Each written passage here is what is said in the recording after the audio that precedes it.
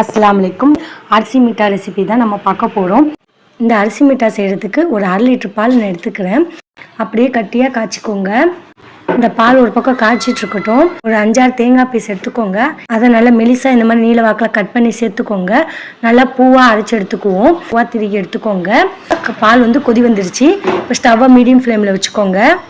மிஞ்சிய சாதத்தை தான் எடுத்துருக்கிறேன். இந்த சாதத்தை வச்சு தான் நான் மிட்டா செய்ய போகிறேன். இந்த சாதத்தை இதில் பாலோடு ஆட் பண்ணி கொதிக்க விட்டுக்கோங்க. நான் ஒரு 25 கிராம் அளவுக்கு கோவா கட் பண்ணி சேர்த்துக்கிறேங்க. இந்த மிட்டாவில் திருகி வச்சதை இதில் ஆட் பண்ணிக்கலாம். பாதாமும் வேர்க்கடலையும் வறுத்துட்டு இதில் கொஞ்சம் சுகர் ஆட் பண்ணிட்டு நல்லா பொடி பண்ணிட்டு அதுக்கப்புறம் இந்த 1 ஸ்பூன் இதில் சேர்த்துக்கிறேங்க. அரிசி மிட்டா கலர்ஃபுல்லாக இருக்கிறதுக்காக நான் க்ரீன் கலர் ஆட் பண்ணியிருக்கிறேன். இப்போ 1/2 லிட்டர் பாலுக்கு நான் 1.5 கப் அளவுக்கு நான் சுகர் சேர்த்துக்கிறேங்க.